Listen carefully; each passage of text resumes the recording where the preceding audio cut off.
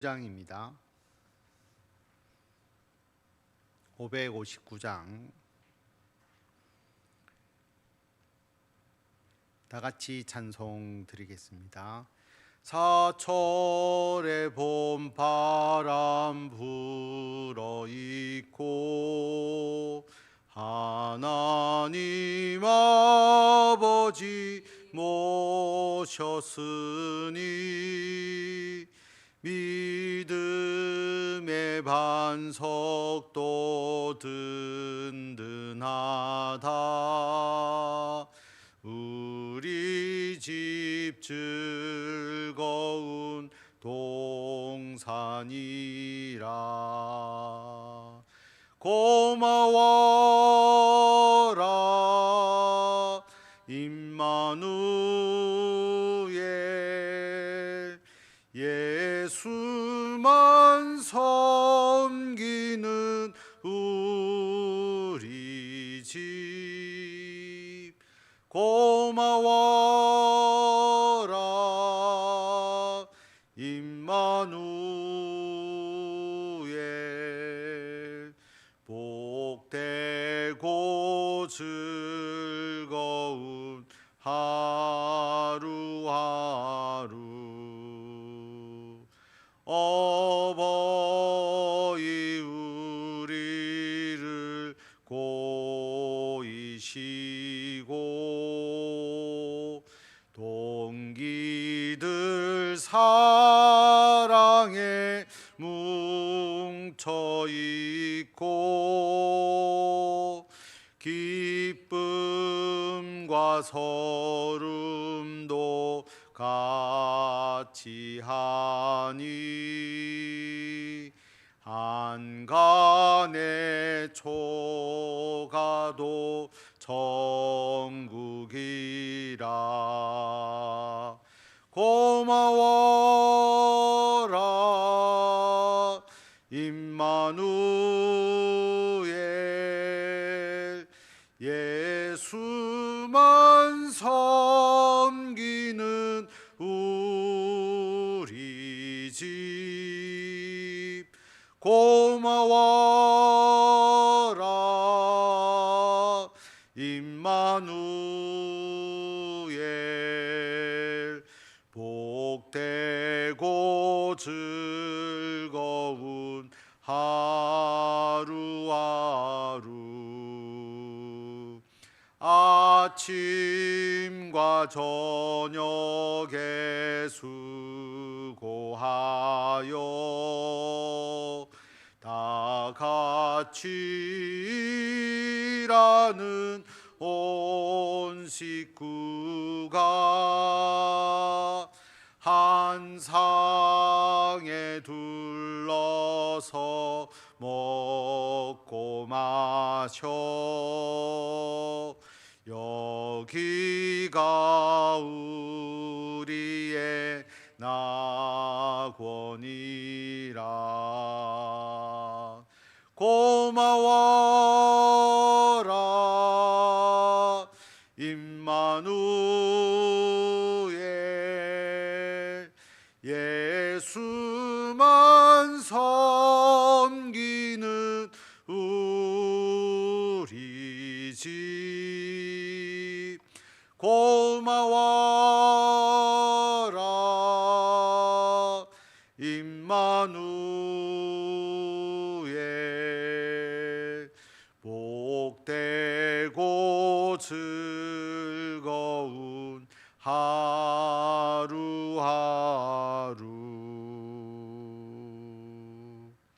아멘. 하나님의 말씀 에스라 10장 말씀입니다. 구약성경 723페이지.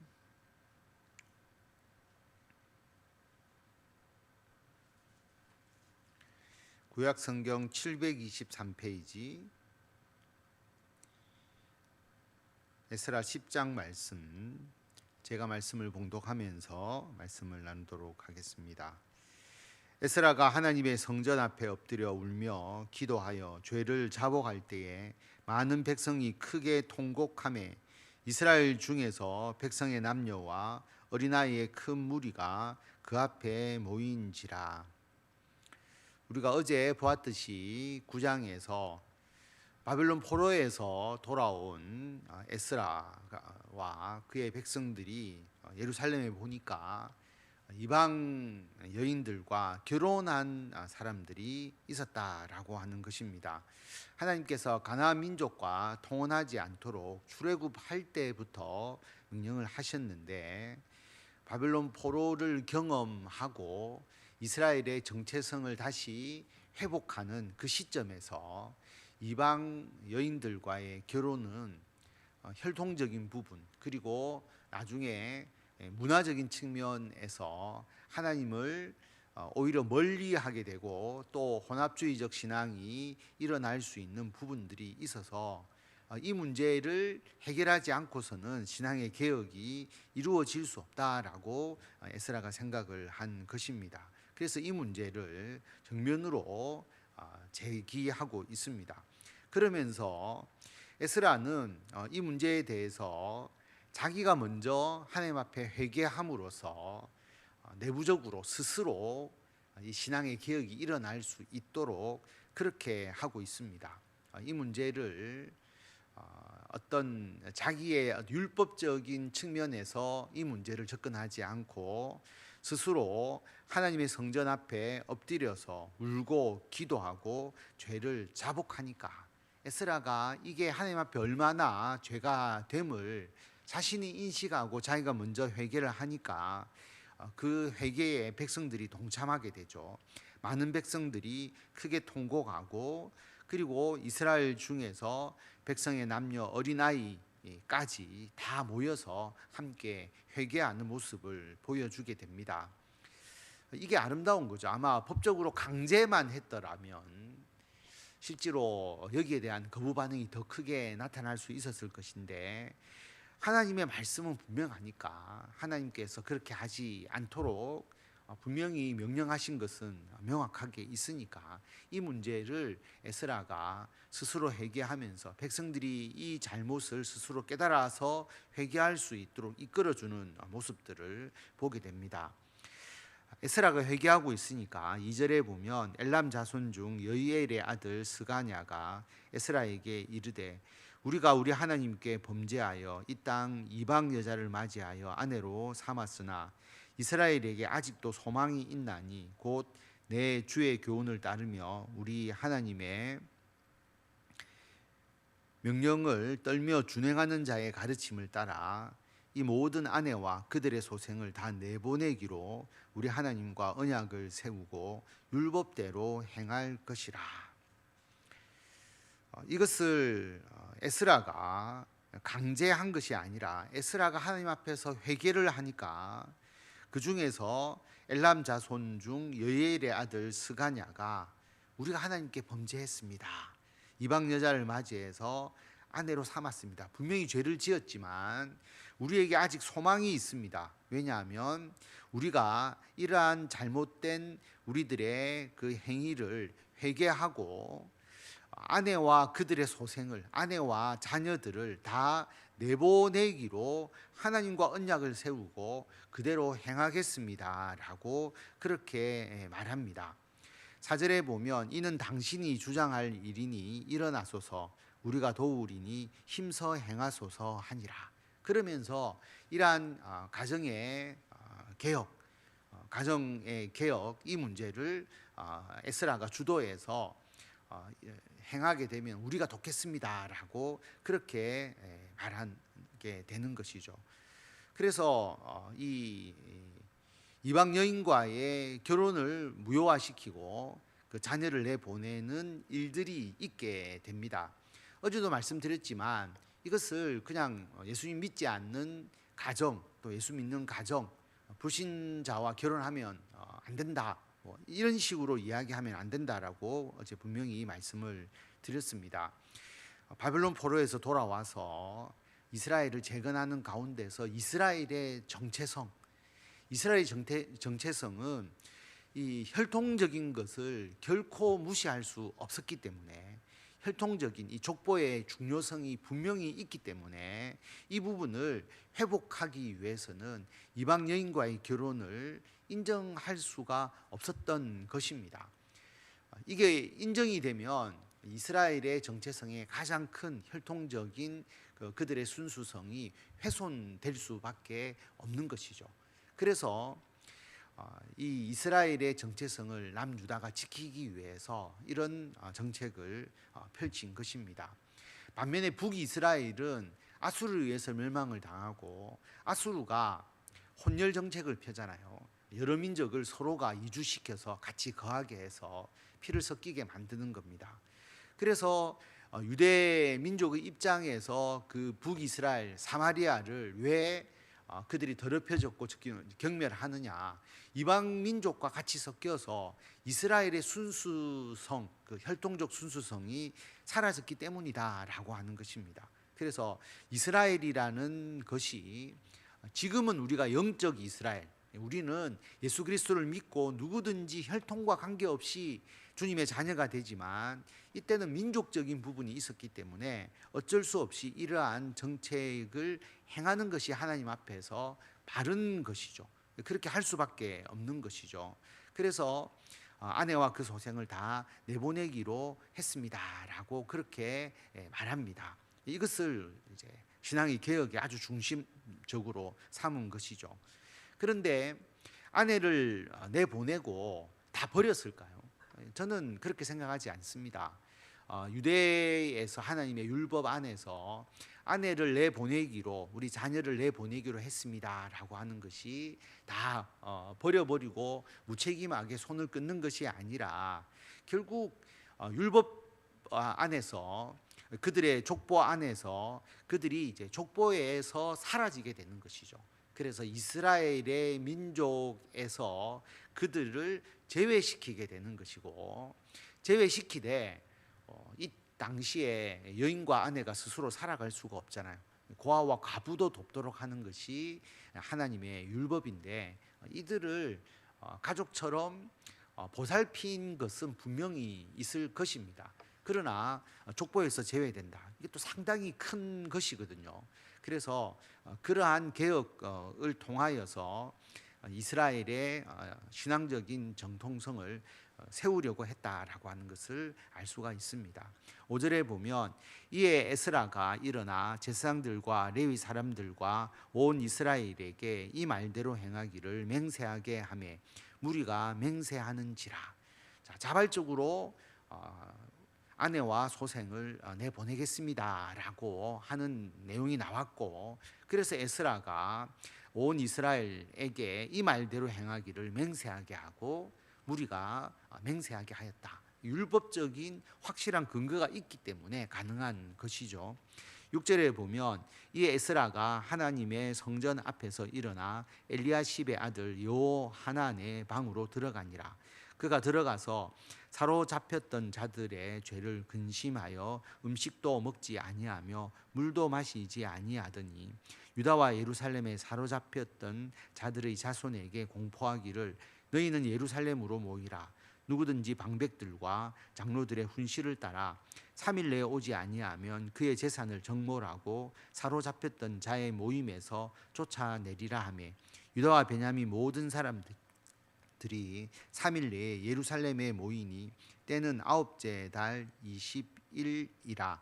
무리가 하나님의 성전 앞 광장에 앉아서 이 일과 큰 비 때문에 떨고 있더니 제사장 에스라가 일어나 그들에게 이르되 너희가 범죄하여 이방 여자를 아내로 삼아 이스라엘의 죄를 더하게 하였으니 이제 너희 조상들의 하나님 앞에서 죄를 자복하고 그의 뜻대로 행하여 그 지방 사람들과 이방 여인을 끊어버리라 하니 모든 회중이 큰 소리로 대답하여 이르되 당신의 말씀대로 우리가 마땅히 행할 것이니이다. 그러나 백성이 많고 또 큰 비가 내리는 때니 능히 밖에 서지 못할 것이요 우리가 이 일로 크게 범죄하였은즉 하루 이틀에 할 일이 아니오니 이제 온 회중을 위하여 우리의 방백들을 세우고 우리 모든 성읍의 이방 여자에게 장가든 자는 다 기한에 각 고을의 장로들과 재판장과 함께 오게 하여 이 일로 인한 우리 하나님의 진노가 우리에게서 떠나게 하소서 하나 오직 아사헬의 아들 요나단과 디가의 아들 야스야가 일어나 그 일을 반대하고 무술람과 레이 사람 삽부대가 그들을 돕더라.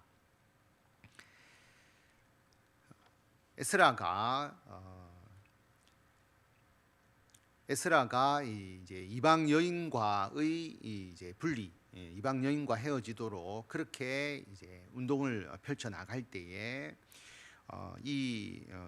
엘리야십의 아들 여호 하난 이 대제사장입니다. 이 대제사장이 공포를 하죠. 모든 유다와 사람들 예루살렘에 사로잡혀서 돌아온 사람들은 예루살렘에 모이라라고 그렇게 말합니다. 그래서 3일 내에 다 예루살렘에 모이도록 하고 그 모였을 때 큰 비가 내려서 그렇지 않아도 이 신앙적 개혁 때문에 백성들이 굉장히 근심하고 있는데 너무나 놀라운 큰 비가 내리니까 더욱더 이들이 긴장을 하는 것이죠.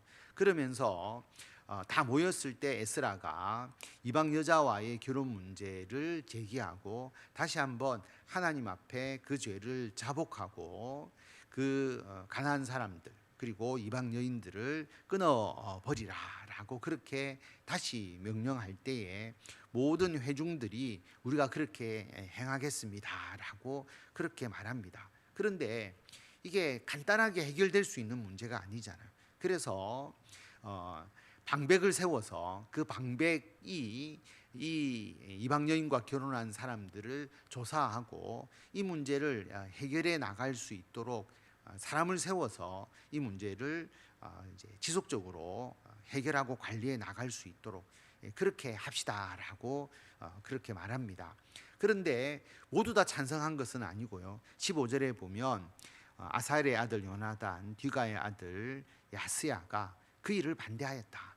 당연히 반대하는 자가 있지 않겠습니까? 가정을 깨도록 하는 것인데 반대하고 무술람과 레위 사람 삽부대가 그들에게 동조하는 반대하는 무리들도 있었다라는 것을 여기서 이야기를 하고 있습니다. 그런데 16절에 보면 사로잡혔던 자들의 자손이 그대로 한지라 제사장 에스라가 그 종족을 따라 각각 지명된 족장들 몇 사람을 선임하고 10째 달 초하루에 앉아 그 일을 조사하여 첫째 달 초하루에 이르러 이방 여인을 아내로 맞이한 자의 일 조사하기를 마치니라. 일일이 다 조사하고 또 스스로 와서 이 일들을 고백을 하고 가정에서 이제 이방 여인들을 내보내고 자식들을 내보냈다라는 것을 확실하게 이제 증명해 나가는 것을 지속적으로 했음을 알 수가 있습니다. 그렇게 했기 때문에 이제 18절부터 나온 이 기록이 남아 있는 것이죠. 우리가 에스라서를 보면서 조서, 왕이 내린 조서를 인용하고 이런 문서적인 측면이 굉장히 강하다라고 말씀을 드렸는데 마지막 이 부분에서도 이방 여자와 결혼한 사람들 그 사람의 이름을 다 기록하고 있습니다. 이런 생각을 한번 해볼 수 있잖아요. 그래도 잘못은 했지만 이미 결혼했고 아이까지 있는데 꼭 족보에서 빼고 이들을 이스라엘 민족의 공동체에서 밖으로 내보내야 했을까? 그 사람들만 인정해주고 그 다음부터 하지 않도록 하면 되지 않았을까? 이런 생각도 해보잖아요. 근데 개혁이라고 하는 것은 결국 그것을 용인하게 되면 자 우리가 한번 잘못했습니다. 용서해 주십시오. 이것을 인정해 주십시오라고 하게 되면 또 잘못이 있겠죠. 그러면 또 용서해주고 그렇게 되면 이 개혁이 이루어질 수가 없죠. 우리가 신앙의 개혁이라고 하는 것은 이러한 아주 중요하고 핵심적인 부분에서 반드시 그것을 개혁하려면 잘못된 것을 그대로 덮어주게 되면 사실은 이것을 회복하기가 어렵습니다. 또 실수했습니다, 잘못했습니다 하고 그 죄가 계속 있게 되겠죠. 그리고 이방 여인과 결혼한 이 문제를 이렇게 원칙대로 처리하지 않으면 계속 유사한 일이 일어나게 될 것이고 그리고 자기들 무리 속에 있는 이 이방 여인 그리고 혈통적으로 문제가 있는 그러한 경우에 자녀들을 앞으로 어떻게 할지 계속 문제가 되기 때문에 아주 원칙론적이고 아주 이제 어떻게 보면 극단적이라고 할 수 있는, 극단적이 나쁜 의미에서 극단적이 아니라 완전히 원칙주의적인 극단주의적인 그런 이 개혁이 나타났다라는 것을 알 수가 있습니다. 18절부터 내용은 길지만 우리가 한번 쭉 보도록 하겠습니다. 제사장의 무리 중에 이방 여인을 아내로 맞이한 자는 예수아 자손 중 요사닥의 아들과 그의 형제 마아세아와 엘리에셀과 야립과 그달랴라. 그들이 다 손을 잡아 맹세하여 그들의 아내를 내보내기로 하고 또 그 죄로 말미암아 순양 한 마리를 속건제로 드렸으며 또 인멜 자손 중에서는 하나니와 스바다요 하림 자손 중에서는 마아세아와 엘리야와 스마야와 여이엘과 우시야요 바수울 자손 중에서는 엘로에네와 마아세아와 이스마엘과 느다넬과 요사밧과 엘라사였더라. 레위 사람 중에서는 요사밧과 시므이와 글라야라 하는 글리다와 부다히야와 유다와 엘리에셀이었더라. 그럼 제사장 그리고 레위 자손에도 이런 일이 있었다. 여기서도 이방 여인과 결혼하는 문제가 있었다라고 하는 것은 결국 이것을 방치했을 때 급속하게 이스라엘의 정체성이 무너질 위기에 있었다라고 보는 것이 맞죠. 그래서 에스라가 이 문제를 아주 원칙적 극단적으로 처리하고 있다라는 것을 알 수가 있습니다. 노래하는 자 중에서는 엘리야십이요 문지기 중에서는 살룸과 델렘과 우리였더라. 이제 레위 자손까지죠.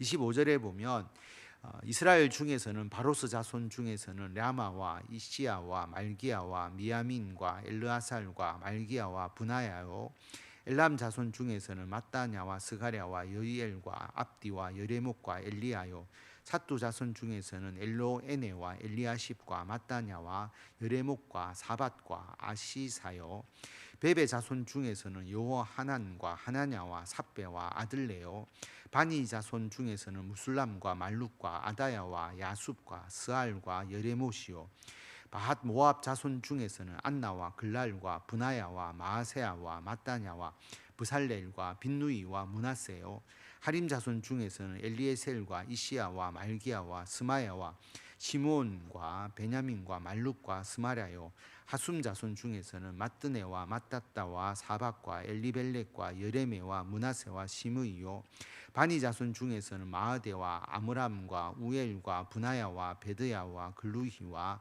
와냐와 브레목과 에라십과 마따냐와 마뜨네와 야하수와 바니와 빈누이와 시므이와 셀레마와 나단과 아다야와 막나드베와 사세와 사레와 아사렐과 셀레마와 스마랴와 살룸과 아마랴와 요셉이요 느보 자손 중에서는 여이엘과 마띠디아와 사박과 스비네와 이또와 요엘과 분하야더라. 이상은 모두 이방 여인을 아내로 맞이한 자라. 그 중에는 자녀를 낳은 여인도 있었더라. 여러분, 이 이스라엘 백성들의 이 당시에 숫자가 4만 명은 훨씬 넘었습니다. 그런데 실제로 이방 여자와 결혼한 이 가정이 110상 정도 되거든요. 110명 정도 나왔단 말이에요. 그러면 그 많은 사람 중에서 진짜 얼마 되지 않잖아요. 그러면 이것을 지적하고 넘어갈 수도 있을 것인데, 여러분 모든 민족들 다 모으게 하고 그리고 모든 이스라엘 백성을 다 모으게 하고 이 문제에 애통하고 회개하고 전체를 다 조사했는데 실제로 한 110상 정도 나왔다. 그러면 이게 많다고 생각하면 많은 것이고 적다고 생각하면 적은 것인데, 이 작은 일을 그냥 놔두었을 때 이게 점차 확산되어 가면 심각한 문제가 발생하기 때문에 이 문제를 초기에 분명하게 바로잡은 것이다. 그리고 에스라가 본국으로 귀환하고 난 이후에 다른 여러 가지가 있지만 이 문제를 제기했다는 것은 우리 신앙에 있어서 가정의 중요성을 알 수가 있는 것이죠.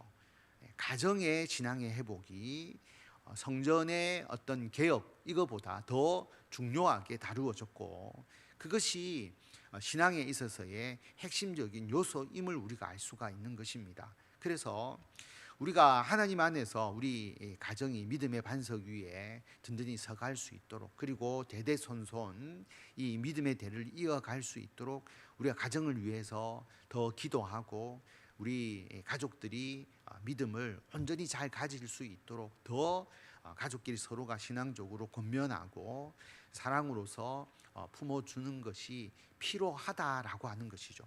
그래서 이때는 혈통적인 문제 때문에 나뉘어질 수밖에 없지만, 지금은 우리가 혈통적인 것이 아니라 예수 그리스도를 믿으면 누구든지 주님의 자녀가 되기 때문에 주님의 자녀의 품속으로 우리는 끌어올 수 있지 않습니까? 우리가 그 사명을 감당할 수 있기 때문에 우리는 더욱더 우리들의 가족이 예수 그리스도를 믿는 믿음으로 모두가 하나님의 자녀와 주의 은총을 받아 누릴 수 있도록 기도하고 그 역할을 감당해야 된다라고 하는 것을 알 수가 있습니다.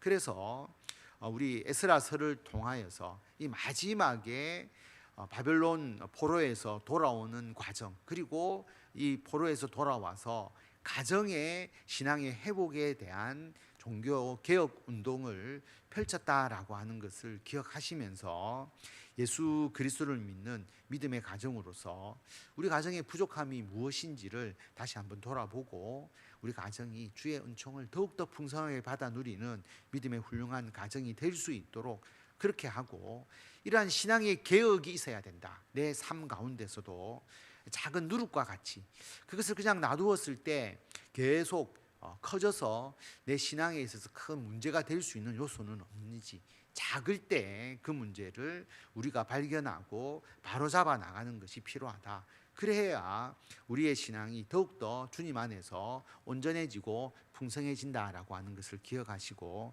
이것을 잘 감당하시는 주의 은총을 더 풍성하게 누리시는 성도 여러분들이 다 되시기를 바랍니다. 기도하겠습니다.